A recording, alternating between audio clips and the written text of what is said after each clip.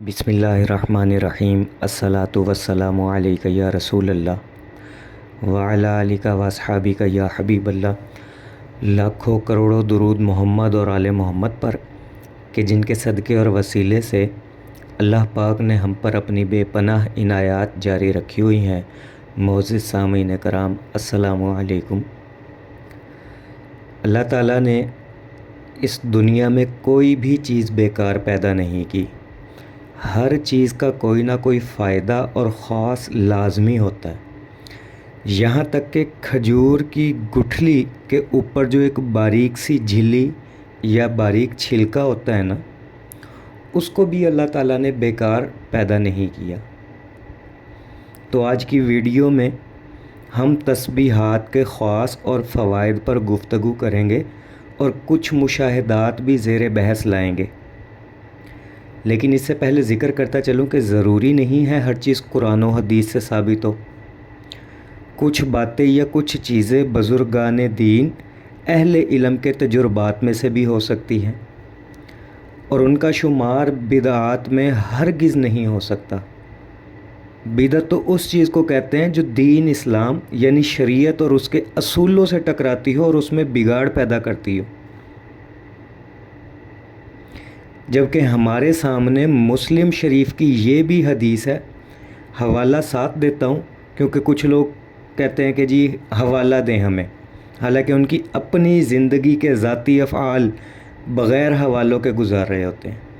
تو لیکن پھر بھی حوالہ دیتا چلوں کہ مسلم شریف کی حدیث ہے، صفحہ نمبر 349 اور حدیث نمبر 2351 کہ حضور نبی کریم صلی اللہ علیہ وآلہ وسلم نے ارشاد فرمایا، جس نے اسلام میں کوئی اچھا کام جاری کیا یعنی ایجاد کیا اور اس کے بعد اس پر عمل کیا گیا تو اسے اس پر عمل کرنے والوں کی طرح برابر کا ثواب ملے گا، اور عمل کرنے والوں کے اجر و ثواب میں بھی کوئی کمی نہیں آئے گی۔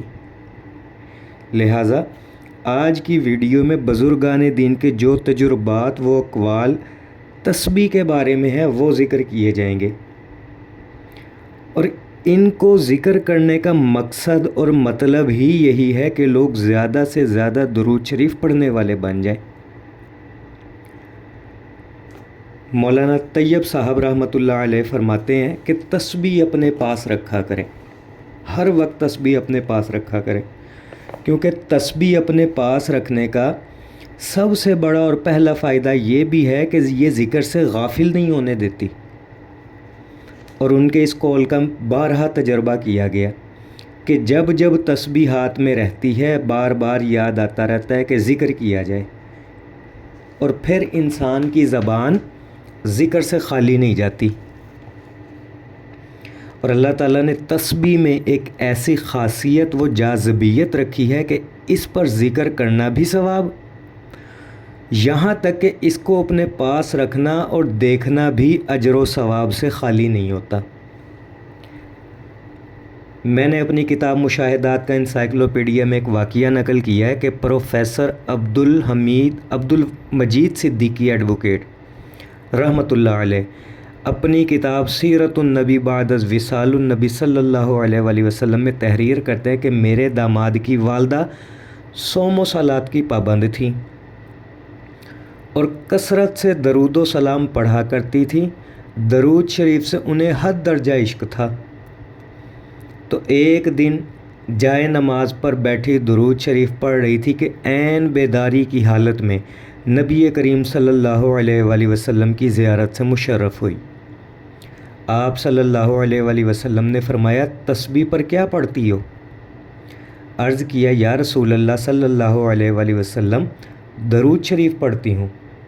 آپ صلی اللہ علیہ وآلہ وسلم نے فرمایا، جب درود شریف پڑھ کر فارغ ہوا کرو تو اپنی تسبیح کو چوم کر آنکھوں سے لگا لیا کرو۔ اسی طرح حکیم طارق محمود چغتائی دامت برکاتہم العالیہ اپنی کتاب درود و سلام کے حسین کرشمات میں یہ واقعہ تحریر کرتے ہیں کہ ہمارے تسبیح خانہ عبقری کے ایک دیرینہ ساتھی اور خادم تھے، وہ فوت ہو گئے۔ تو میں اپنے چند رفقا کے ہمراہ ان کے گھر تعزیت کے لیے گیا تو ان کے گھر والوں نے مجھے ان کی ایک تسبیح دی جن پر انہوں نے اربوں مرتبہ درود شریف پڑھ رکھا تھا۔ میں نے تسبیح کو ہاتھ میں لے کر دیکھا تو محسوس ہوا کہ تسبیح کا دھاگا اور تسبیح کے دانے گھس چکے ہیں، یعنی ان پر اتنا درود شریف پڑھا گیا تھا کہ دھاگا ٹوٹ گیا تھا اور دھاگا ٹوٹنے پر دوبارہ پرو لیتے تھے، اور دانوں کو اتنا پھیرا گیا کہ ان کی رنگت تبدیل ہو چکی تھی، اتنا اس تسبیح پر اربوں مرتبہ درود پڑھا گیا تھا۔ تو میرے ساتھ جو رفقا گئے تھے ان میں سے ایک نے مجھے کہا کہ حضرت ایک دن کے لیے آپ یہ تسبیح مجھے نہیں دے دیتے؟ چنانچہ میں نے تسبیح اس کے حوالے کر دی اور وہ تسبیح لے کر اپنے گھر آ گئے۔ رات کو اس تسبیح پر درود شریف پڑھنا شروع کر دیا۔ تو کہنے لگے جب میں نے اس تسبیح پر درود شریف پڑھنا شروع کیا تو ابھی کچھ ہی دیر گزری تھی درود پڑھتے ہوئے کہ مجھ پر نیند کا غلبہ ہونے لگا، اور یہ غلبہ اتنا شدید تھا کہ درود پڑھتے پڑھتے میری آنکھ لگ گئی۔ آنکھ لگی تو خواب دیکھتا ہوں کہ مولائے کل کائنات حضرت علی کرم اللہ وجہہ اپنے دو صاحبزادوں حسنین کریمین رضوان اللہ تعالی علیہم اجمعین کے ہمراہ تشریف فرما ہے۔ میرے ہاتھ میں وہ تسبیح ہے جو عبقری کے خادم جس پر درود پڑھا کرتے تھے اور جو فوت ہو گئے تھے، وہ تسبیح میرے ہاتھ میں ہے۔ تو اسی لمحے حضرت امام حسن رضی اللہ تعالی عنہ مجھ سے مخاطب ہوئے اور فرمایا کہ یہ تسبیح مجھے دے دو۔ چنانچہ میں نے تسبیح حضرت امام حسن رضی اللہ عنہ کو دینے کا ارادہ کیا ہی تھا کہ امام حسین رضی اللہ تعالی عنہ نے فرمایا کہ نہیں، یہ تسبیح تم مجھے دے دو۔ اب امام حسن فرماتے کہ تسبیح مجھے چاہیے اور امام حسین رضوان اللہ تعالی علیہم اجمعین فرماتے کہ یہ تسبیح مجھے دے دو۔ جب یہ گفتگو طویل ہونے لگی تب مولائے کل کائنات حضرت علی کرم اللہ وجہہ نے فرمایا کہ ابھی جھگڑا ہے، لہٰذا ابھی یہ تسبیح اپنے پاس ہی رکھو۔ کہنے لگے حضرت علی کرم اللہ وجہہ کی یہ بات سن کر میری آنکھ کھل گئی۔ صبح میں حضرت حکیم طارق محمود چغتائی صاحب کی خدمت میں دوبارہ حاضر ہوا اور گزشتہ رات کا تمام قصہ خواب والا کہہ سنایا اور عرض کیا کہ حضرت کیا یہ تسبیح آپ ہمیشہ کے لیے مجھے نہیں دے دیتے؟ تو حضرت والا میری بات سن کر ہنس دیے اور فرمایا کہ مفت کی کمائیاں کھانا چاہتا ہے۔ تو میرے عزیزو، تسبیح کی اپنی برکات ہوتی ہے۔ جس تسبیح پر آپ ہزاروں لاکھوں مرتبہ درود پڑھتے ہو وہ اپنے اندر بے شمار برکات سمیٹے ہوتی ہے۔ بظاہر ہم آنکھوں سے نہیں دیکھ سکتے، لیکن یہ ایک حقیقت ہے جسے تسلیم کرنا ہی پڑے گا۔ میرے ادارہ درود اکیڈمی کے مخلص ساتھی اور خادم درود ہیں جن کا نام ہے فیصل بھائی۔ انہوں نے مجھے ایک بہت خوبصورت موٹے دانوں والی تسبیح گفٹ کی، عقیق کلر کے دانے ہیں اس کے۔ وہ تسبیح روضہ امام حسین رضی اللہ عنہ، روضہ شیخ عبد القادر جیلانی رحمۃ اللہ علیہ اور دیگر بزرگوں کے روضہ جات سے مس شدہ تھی، یعنی ان کے روضہ مبارک پر پھیری گئی تھی اور پھر وہ مجھے گفٹ ملی۔ ویسے میری عادت ہے شروع سے ہی میں زیادہ تر وقت بٹن والی تسبیح پر ذکر اذکار کرتا ہوں، لیکن دانوں والی تسبیح بھی ساتھ رکھتا ہوں، کیونکہ دوسرے لوگوں کی نسبت دانوں والی تسبیح کے فوائد و برکات زیادہ جانتے ہوئے دانوں والی تسبیح کو دن میں ایک مرتبہ لازمی استعمال کرتا ہوں اور اپنی جیب میں بھی رکھتا ہوں۔ بے شک ہاتھ میں بٹن والی تسبیح لگی ہوئی ہو، جیب میں دانوں والی تسبیح بھی رکھتا ہوں۔ چنانچہ جو بابرکت تسبیح فیصل بھائی نے مجھے گفٹ کی تھی، میں نے یہ معمول بنایا کہ صبح کے وقت اس پر 100 مرتبہ استغفار اور رات کے وقت 100 مرتبہ اس پہ درود شریف پڑھ کے سوتا تھا۔ چند دن استعمال کرتا رہا۔ ایک شب ایسا ہوا کہ درود پڑھ رہا تھا اس تسبیح پر، دانوں والی تسبیح پر، کہ آنکھوں کے سامنے یکدم سی ایک عجیب سی روشنی آنے لگی، ایسے جیسے سفید کلر کے انرجی سیور، یعنی وہ سفید بلب بہت قریب سے دیکھا جائے۔ اس رات میں نے کچھ خاص غور نہیں کیا، میرے مائنڈ میں یہی تھا کہ شاید نیند پوری نہ ہونے کی وجہ سے ایسا ہو رہا ہے۔ تو دوسری شب پھر اس تسبیح پر درود پڑھا تو پھر وہی روشنی، وہی نور آنکھوں کے سامنے آنے لگا، یہاں تک کہ دیوار یا چھت کی جانب بھی نظر کرتا تو وہ نور وہاں بھی نظر آتا، در و دیوار نور سے بھرے نظر آتے۔ میں نے جیسے تیسے کر کے اس تسبیح پہ درود مکمل کیا اور اسے اٹھا کے اپنی دراز میں رکھ دیا اور بٹن والی تسبیح استعمال کرنا شروع کر دی۔ اب جیسے ہی بٹن والی تسبیح پہ آیا تو نہ وہ روشنی نہ وہ نور، اور ایک عجیب بات یہ بھی کہ دانوں والی تسبیح پر درود پڑھتے ہوئے ایک عجیب سی ٹھنڈک محسوس ہوتی تھی لہجے میں، جیسے ہوسٹ کینڈی جسے عرف عام میں ہوا والی گولی کہتے ہیں، کہ اس کو کھانے سے منہ میں ٹھنڈک پیدا ہو جاتی ہے، سانس ٹھنڈا ہو جاتا ہے۔ تو وہ ٹھنڈک بھی اب بٹن والی تسبیح سے محسوس نہیں ہو رہی تھی۔ مجھے بڑا تعجب ہوا اور دوبارہ سے وہ دانوں والی تسبیح نکال کر درود پڑھنا شروع کر دیا۔ اب پھر وہی معاملہ پیش آیا جو کہ برداشت سے باہر تھا، چنانچہ میں نے وہ تسبیح مستقل طور پر اٹھا کر رکھ دی کہ یہ روشنی یا یہ جو نور ہے یہ اپنی برداشت سے باہر ہے۔ اب کبھی کبھی اس تسبیح کو دراز سے نکال کر برکت کے لیے آنکھوں سے لگا لیتا ہوں، کپڑوں پہ پھیر لیتا ہوں۔ وہ کچھ دن پہلے میں اپنے مرشد کریم محمد محتشم صاحب کی ایک تحریر پڑھ رہا تھا، جس کا مفہوم یہ تھا کہ آپ جس تسبیح پر درود پڑھتے ہیں اسے تبدیل نہ کریں، تسبیح کو بھی تبدیل نہ کریں۔ میں تو آپ کو یہ کہتا نظر آؤں گا نا کہ اپنا درود تبدیل نہ کریں۔ بزرگان دین یہ بھی فرماتے ہیں کہ وہ تسبیح بھی تبدیل نہ کریں جس تسبیح پہ آپ درود پڑھتے ہیں، ایک ہی تسبیح پر ہزاروں اربوں مرتبہ درود پڑھیں، یہ بڑی برکت والی تسبیح ہوتی ہے۔ یہاں تک کہ وہ جگہ بھی تبدیل نہ کریں جہاں بیٹھ کر آپ درود شریف پڑھتے ہیں۔ مجھے یاد آیا کہ میرے پاس بٹن والی ایک تسبیح تھی، کسی کام کے سلسلے میں ایک جگہ جانا ہوا تو وہاں ایک بہت پرانے دوست سے ملاقات ہو گئی، گفتگو کا دور چلا، حال احوال پوچھا، کام کاج کی صورتحال پوچھی تو کہنے لگے حافظ صاحب بس دعا کیا کرو، آج کل معاشی حالات کچھ ٹھیک نہیں چل رہے۔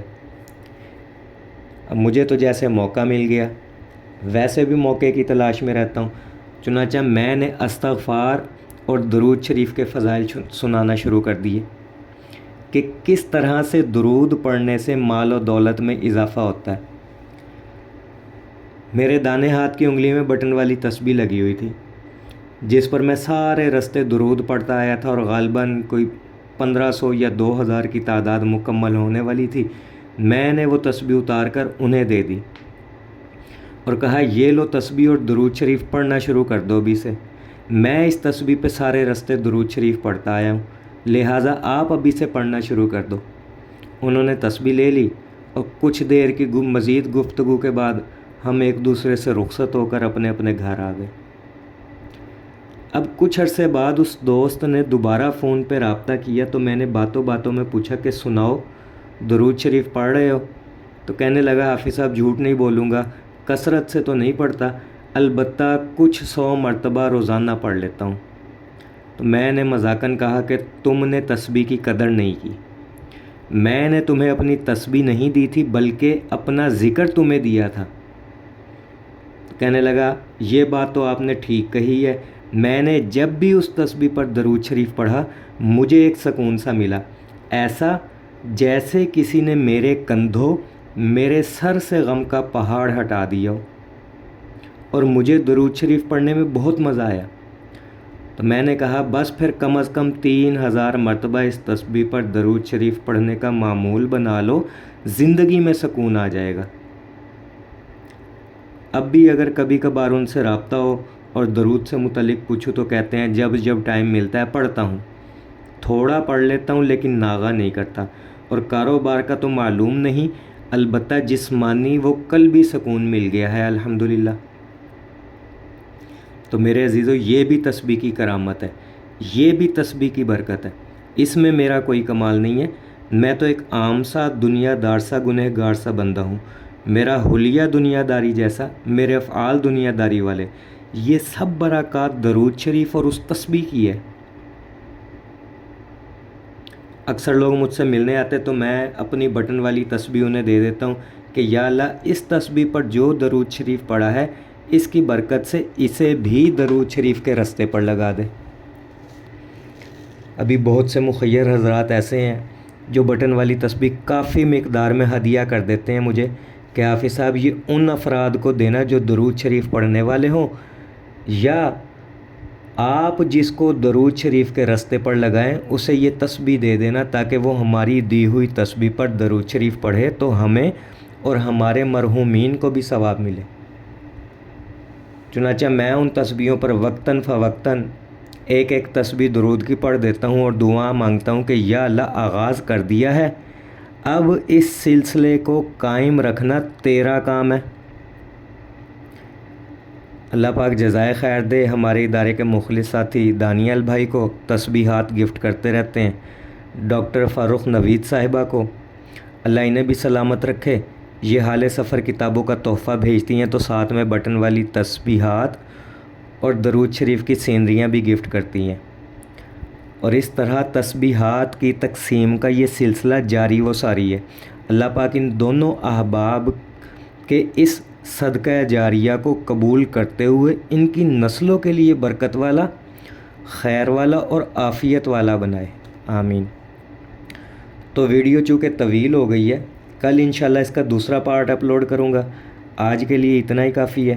کل انشاءاللہ اس موضوع پہ گفتگو ہوگی کہ کس تسبیح پر ذکر اذکار کرنے چاہیے، مثلاً پتھر کے دانوں والی تسبیح پر ذکر کرنے کے فوائد کیا ہیں، لکڑی سے بنی ہوئی تسبیح کے کیا فائدے ہیں، کھجور کی گٹھلی سے بنی تسبیح کے کیا فائدے ہیں، کیمل بون تسبیح کے کیا فائدے ہیں، پلاسٹک کے دانوں والی تسبیح یا بٹن والی سادہ تسبیح یا لاک والی تسبیح، ان سب کے انشاءاللہ کل الگ الگ فائدے بیان کیے جائیں گے۔ آج کل تو جدید سمارٹ تسبیحات مارکیٹ میں آ گئی ہیں جس کی وجہ سے عوام کو سہولت تو مل گئی، لیکن ان جدید یا مشینی تسبیحوں کے کئی نقصانات بھی ہیں۔ کل انشاءاللہ تفصیلی گفتگو کریں گے۔ دعا گو ہوں کہ اللہ پاک ہم سب کو کثرت سے درود شریف پڑھنے، پڑھوانے، لکھنے، لکھوانے اور اس کی اشاعت و تبلیغ کرنے والا بنائے۔ اور آخری بات، کوشش کریں کہ آپ اپنے سامنے موجود بندے کو جب درود شریف کی دعوت دینا تو ساتھ تسبیح بھی گفٹ کیا کریں۔ بٹن والی سادہ تسبیح رکھیں اپنے پاس، سستی بھی ہے، اتنی مہنگی نہیں ہے، غالباً 60-70 روپے کی مل جاتی ہے، اور اگر آپ 12, 14, 15 اکٹھی لیں گے تو آپ کو یہ مزید 50-60 روپے مل جائے گی، سستی مل جائے گی۔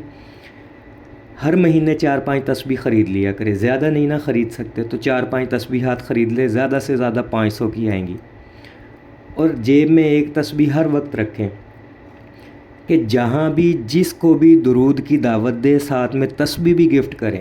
اس سے 2 فائدے ملیں گے، ایک تو یہ کہ تحفہ دینے سے محبت بڑھتی ہے، جس کو آپ تسبیح کا تحفہ دیں گے اس کے دل میں آپ کے لیے ادب احترام بڑھے گا۔ تجربہ شدہ بات ہے، آپ اس کو آزما کے لازمی دیکھنا، جس کو آپ تسبیح گفٹ کریں گے اس کے دل میں آپ کے لیے ادب احترام بڑھے گا۔ اور دوسرا فائدہ یہ کہ ظاہر ہے اب جب تسبیح اس کو گفٹ ملی ہے تو وہ یہ لازمی سوچے گا کہ یار جیب میں رکھنے کا کیا فائدہ، چلو کچھ نہ کچھ پڑھ ہی لیتے ہیں، اور یوں آپ کی وجہ سے اس کی زبان پر درود جاری ہو جائے گا، اور جب اس کا درود قبول ہو گیا تو سمجھو وہ بھی قبول ہو گیا، اور جب وہ قبول ہو گیا تو پھر آپ بھی قبول ہو جائیں گے، کیونکہ آپ کی وجہ سے وہ درود کے رستے پر آیا۔ اسی لیے بزرگان دین کہتے ہیں کہ جب آپ کسی کا بھلا کرنا چاہو تو اسے درود شریف کے رستے پر لگا دو، یہ وہ بھلا ہے جس سے آپ کا بھی بھلا ہو جائے گا۔ وہ کہتے ہیں نا، کر بھلا ہو بھلا، تو رہے نام باقی خدا اور اس کے محبوب صلی اللہ علیہ وآلہ وسلم کا۔ دعا گو ہوں کہ اللہ پاک ہم سب کو کثرت سے درود شریف پڑھنے، پڑھوانے، لکھنے، لکھوانے اور اس کی اشاعت و تبلیغ کرنے والا بنائے۔ صلی اللہ علی محمد، صلی اللہ علی محمد، صلی اللہ علی محمد۔ السلام علیکم۔